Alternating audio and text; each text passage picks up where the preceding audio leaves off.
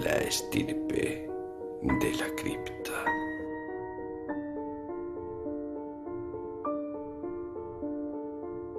Muchos y variados son los oscuros horrores que infestan la tierra desde sus orígenes. Duermen bajo la roca inamovible, crecen con el árbol desde sus raíces, se agitan bajo el mar y en las regiones subterráneas. Se esconden en los reductos más profundos. Emergen a veces del decrépito sepulcro de orgulloso bronce o de la humilde fosa de tierra. Hay algunos que son conocidos por el hombre, otros permanecen todavía ignorados, aguardando el terrible día de su revelación. Tal vez los más abominables aún no se han manifestado, pero entre aquellos que ya se han revelado, dando a conocer su insoslayable presencia, hay uno que por su suprema atrocidad no puede en lo absoluto ser nombrado. La descendencia que los ocultos moradores de las criptas han engendrado en la humanidad.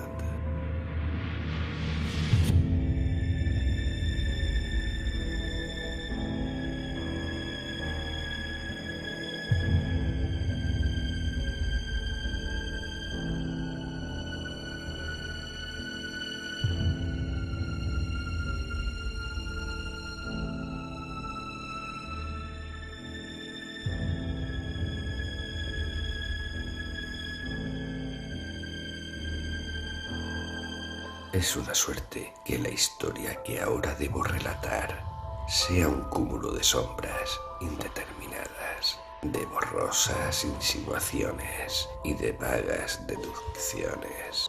De otra manera, jamás podría ser escrita por la mano humana o leída por el ojo mortal. Mi participación en el espantoso drama se limitó a su último acto y sus primeras escenas fueron siempre para mí tan solo parte de una remota y sombría leyenda. Sin embargo, el quebrado reflejo de sus sobrenaturales horrores ha dispersado los sucesos de mi vida cotidiana. Los ha hecho parecer más que frágiles telarañas en los oscuros bordes de algún vasto abismo azotado por incesantes vientos, o de alguna cripta entreabierta en cuyo interior se ocultan supurantes las más negras corrupciones de la tierra.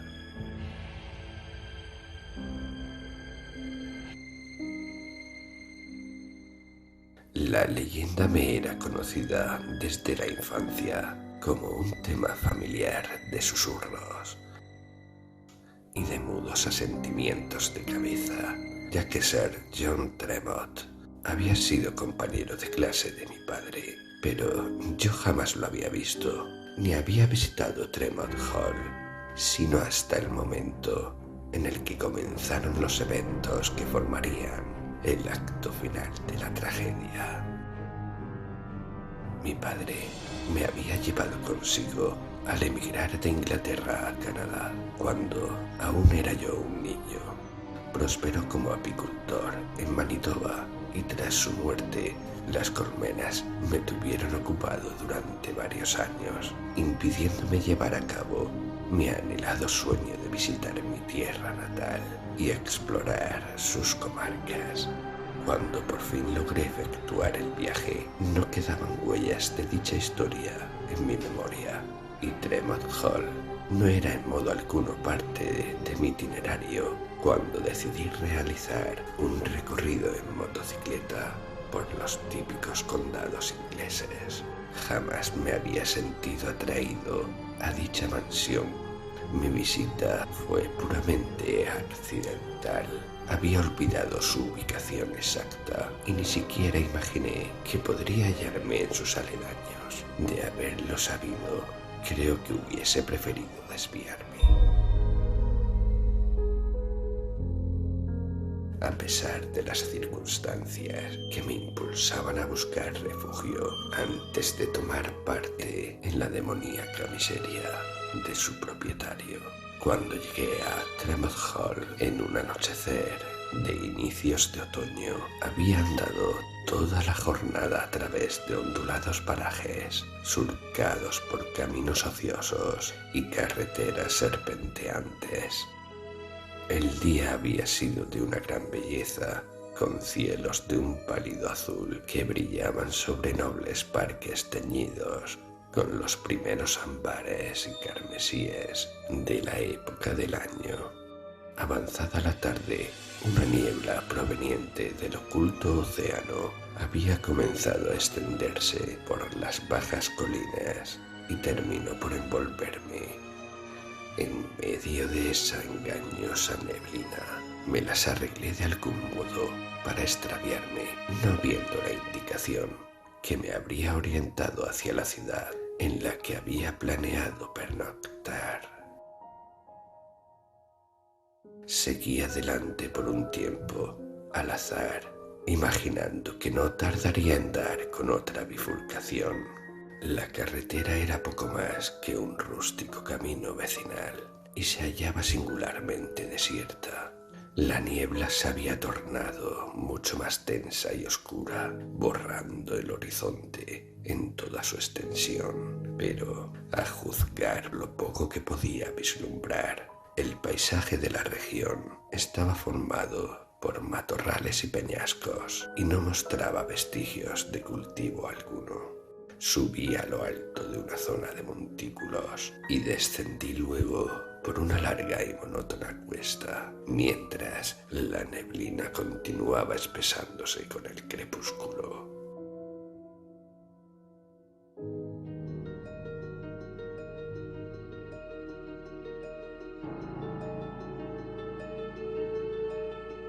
Suponía que debía estar avanzando en dirección oeste, pero ante mí, en la incierta oscuridad, no se veía ni el más leve brillo o señal de color que indicase la ahogada puesta del sol. Un húmedo aroma salitroso se adelantó a recibirme. La carretera describió una curva cerrada y me dio la sensación de que por todas partes me rodeaban ahora hondonadas y pantanos.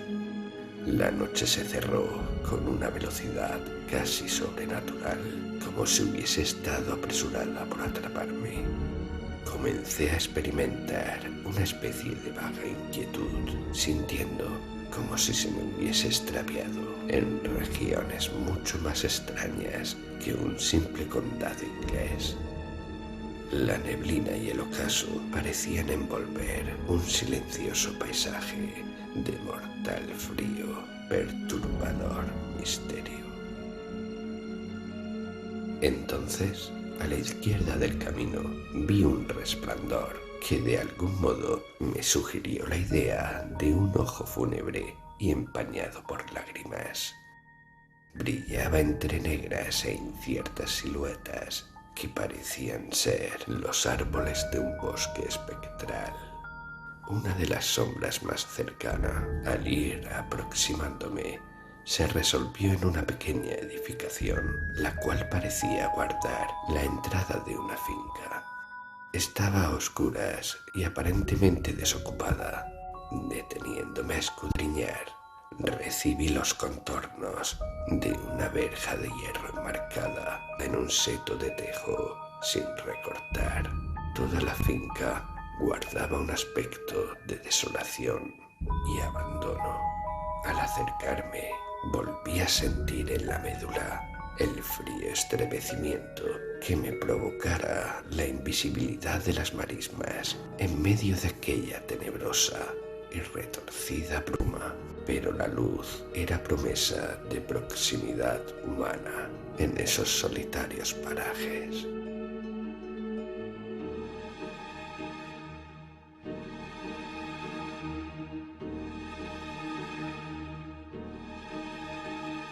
podría significarme la obtención de un albergue para pasar la noche, o cuando menos el encontrar a alguien que me indicase la dirección al pueblo o posada más cercanos.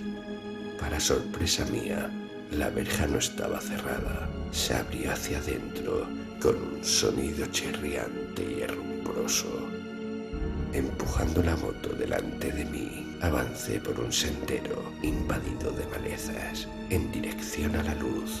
No tardó en recortarse ante mis ojos la vaga silueta de una enorme mansión en medio de árboles y arbustos cuyas formas estaban asumiendo una extravagancia mucho más salvaje que la que habían recibido de la mano del jardinero.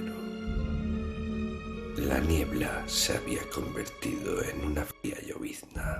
Casi a tientas en la negrura encontré una oscura puerta emplazada a cierta distancia de la ventana que dejaba escapar la solitaria luz.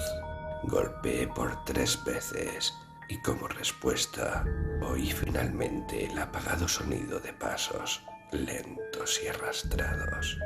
La puerta se abrió con una lentitud que parecía indicar precaución y ante mí se presentó la visión de un anciano con una vela encendida en la mano.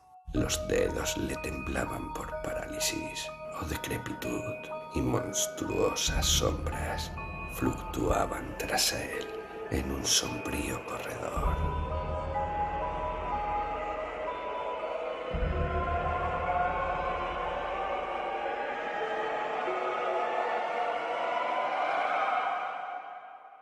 ¿Qué desea, señor?, preguntó la voz. Aunque temblorosa y vacilante, no era para nada ruda y estaba lejos de sugerir la actitud de suspicacia o inhospitabilidad que ya había comenzado yo a temer. No obstante, percibí en ella una determinada sombra de irresolución o duda. Y mientras el anciano escuchaba mi relato de las circunstancias que me habían empujado a golpear su solitaria puerta, observé que me estaba escrutando con una agudeza que desmentía mi primera impresión de extrema senilidad. Sabía que sería usted un extranjero en estos sitios. Sin embargo, podría inquirir su nombre, señor. Henry Chaldan. ¿No será usted hijo del señor Arthur Chaldan? Desconcertado, reconocí la mencionada paternidad. Se parece usted mucho a él. El señor Chaldan y Sir John Tremont fueron grandes amigos en otros tiempos, hasta que su padre se marchó a Canadá. ¿Quiere pasar, por favor? ¿Se encuentra usted en Tremont Hall?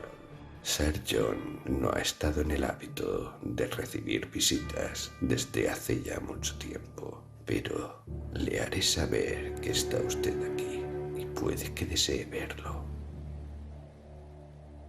Estremeciéndome y no del todo agradablemente sorprendido ante el descubrimiento del lugar en el que me hallaba, seguí al anciano hasta un estudio atestado de libros. Encendió una antiquísima lámpara de aceite, de pantalla pintada y polvorienta, y me dejó solo entre todos aquellos muebles y volúmenes cubiertos de polvo. Comencé a sentir una sensación de opresiva intrusión mientras aguardaba iluminado por la mortecina luz amarilla de la lámpara. Entonces volvieron a mi mente los espantosos detalles de esa horrible y singular historia, ya casi olvidada, que había oído narrar a mi padre en mi infancia.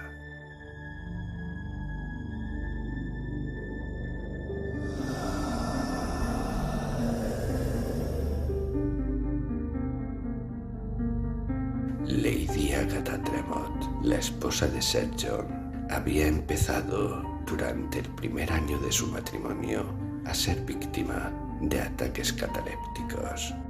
El tercer ataque, al parecer, había terminado en muerte pues ella no revivió pasado el intervalo usual y además desarrolló todos los estigmas típicos del rigor mortis. El cuerpo de Lady Agatha fue, en consecuencia, llevado al panteón de la familia, que se hallaba excavado en una colina situada detrás de la mansión y que era casi fabuloso por su gran antigüedad y sus enormes dimensiones.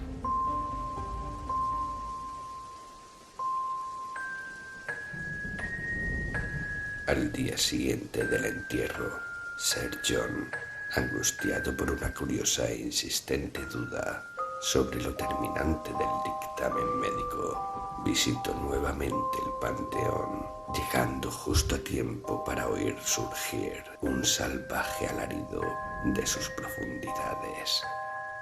Al entrar, encontró a Lady Agatha incorporada en su ataúd, que se hallaba abierto.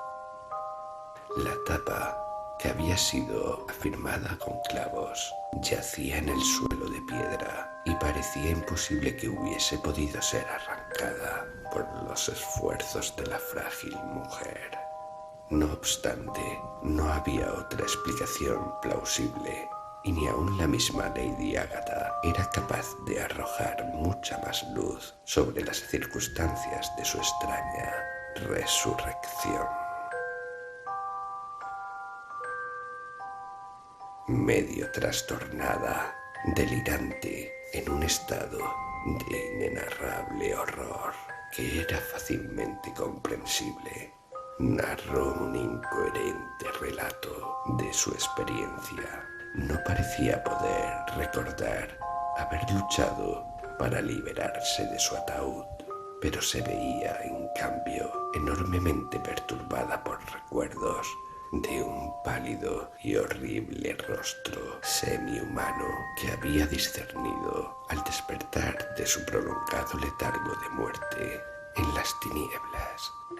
Según ella, había sido la visión de ese rostro inclinado sobre ella en el ataúd abierto lo que le había hecho gritar tan espeluznantemente.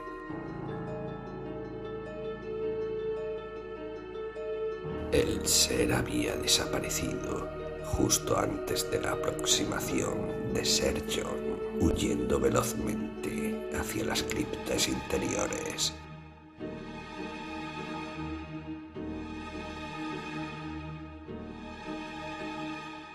Y ella apenas había podido formarse una idea de su aspecto general.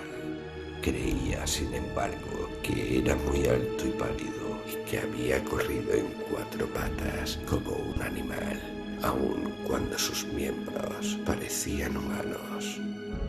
Su relato fue interpretado como una suerte de sueño, o bien como el producto de un estado de delirio provocado por el terrible trauma de la singular experiencia que había borrado toda huella de la verdadera causa de su horror.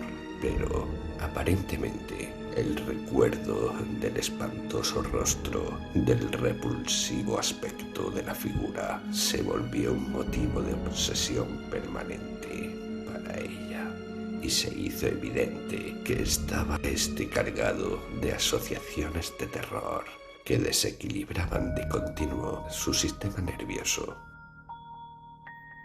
Nunca se recuperó de su enfermedad. Siguió viviendo en un deplorable estado físico y mental, y 9 meses más tarde falleció tras haber dado a luz un hijo. Su muerte fue algo misericordioso, pues el niño, al parecer, era uno de esos aterradores monstruos que cada tanto aparecen en el género humano. No se conocía la naturaleza exacta de su anormalidad, aunque corrían rumores tan espantosos como contradictorios, procedentes del doctor, las enfermeras y los sirvientes que lo habían visto.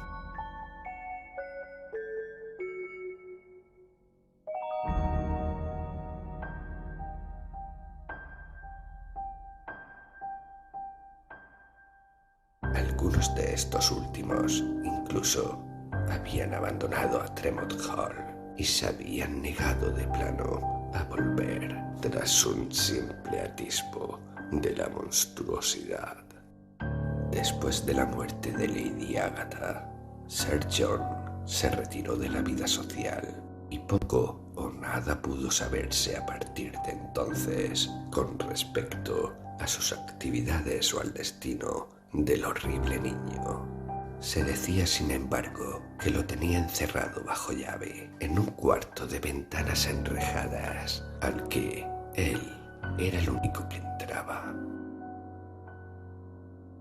La tragedia había destrozado su vida, convirtiéndole en un recluso. Vivía solo, con 1 o 2 criados fieles, permitiendo que su propiedad declinara lastimosamente en el más completo abandono. Sin duda pensé, el anciano que me había recibido debía ser uno de los criados que habían permanecido junto a él. Aún estaba reflexionando sobre la terrible leyenda, esforzándome por recordar ciertos detalles cuando oí el sonido de unos pasos que, por su lentitud y debilidad, tomé por los del anciano que retornaba.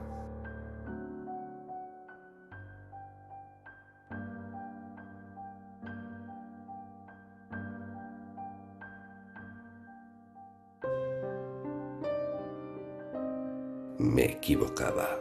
La persona que entró resultó ser nada menos que el mismo Sir John Tremont. Su alta figura, ligeramente encorvada, y su rostro arrugado, como por efecto de algún corrosivo, revelaban una dignidad que parecía triunfar sobre la doble catástrofe de la enfermedad y la mortal aflicción. De algún modo, aunque podría haber calculado su verdadera edad, había esperado encontrarme con un anciano, pero Sir John era un hombre que apenas pasaba de la madurez. No obstante, su palidez cadavérica y su paso vacilante eran los de una persona afectada por alguna enfermedad fatal. Sus modales en cuanto se dirigió a mí demostraron ser impecablemente corteses y hasta afables, pero su voz sonaba como la de alguien para quien las relaciones ordinarias y las actividades de la vida se habían vuelto desde hacía mucho tiempo algo indiferente y carente de significado.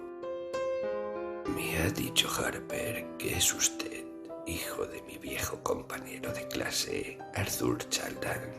Sea bienvenido a tan pobre hospitalidad como la que estoy en condiciones de ofrecer. Hace ya muchos años que no acostumbro recibir visitas y me temo que va a encontrar usted el hall un tanto lúgubre y deslucido, y hasta es posible que me tome por un mal anfitrión. De todos modos, debe quedarse, cuando menos por esta noche.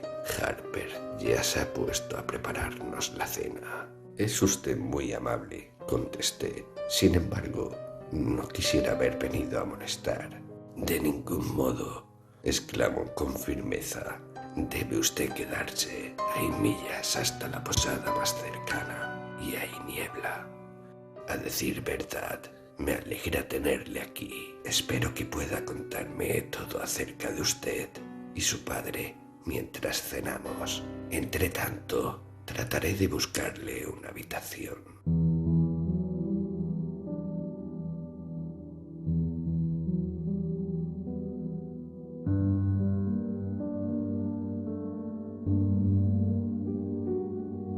Me condujo a la planta alta de la mansión y luego por un largo pasillo de vigas y paneles de antiguo roble. Pasamos por delante de varias puertas que indudablemente debían de dar a dormitorios. Todas se hallaban cerradas y una de ellas estaba reforzada con barrotes de hierro pesados y siniestros como los de un calabozo. No pude evitar imaginar determinar que esta debía de ser la cámara a la que la monstruosa criatura había sido confinada, y me pregunté si aquella anormalidad aún seguiría viva tras un lapso que debía rondar ya los 30 años. Cuán aborrecible tuvo que haber sido su desviación con respecto al tipo humano para que fuera necesario retirarla inmediatamente de la vista de los demás, y en virtud de qué características de su desarrollo ulterior pudo haberse vuelto necesaria la aplicación de barrotes en una puerta de roble que, por sí misma, parecía ya lo bastante fuerte como para resistir los embates de cualquier hombre o bestia. Sin dirigir la más mínima mirada a la puerta, mi anfitrión siguió adelante, portando una vela que apenas temblaba entre sus débiles dedos. Entonces, las reflexiones en las que me había sumido mientras caminaba tras él se vieron interrumpidas de un modo repentino por un grito que pareció surgir de la habitación clausurada. Fue un aullido prolongado, ascendente, muy bajo al principio, como una apagada voz de demonio, brotando del interior de un sepulcro que de una manera abominablemente gradual fue subiendo de tono hasta alcanzar una aguda e incontenible furia, cual si el demonio hubiese emergido a la superficie tras atravesar una serie de pasadizos subterráneos. No era una voz ni humana ni animal, sino algo totalmente preternatural, infernal, macabro.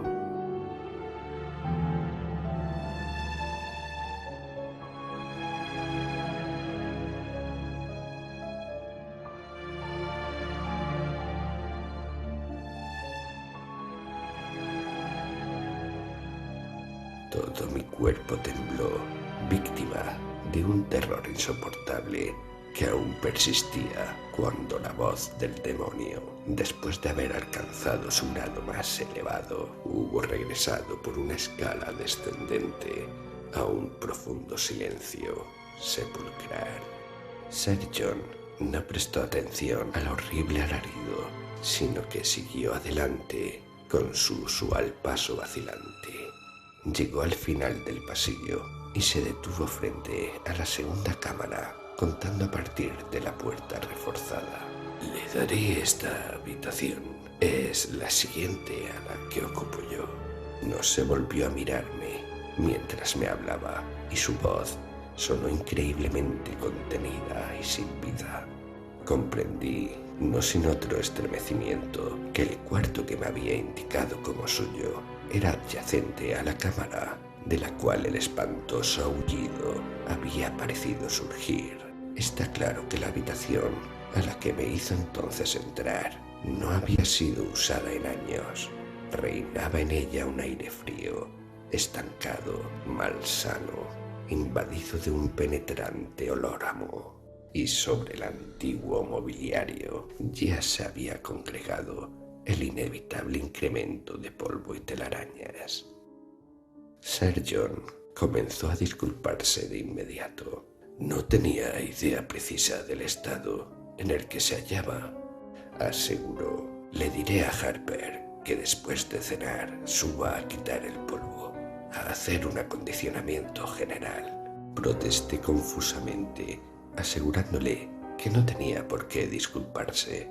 La inhumana soledad y vejez de la decrépita mansión, sus lustros y décadas de abandono, y la desolación de su propietario me habían impresionado entonces más hondamente que nunca, y no me atreví a especular demasiado respecto del abominable secreto de la cámara reforzada y el infernal aullido cuyos ecos aún resonaban en mis sacudidos nervios.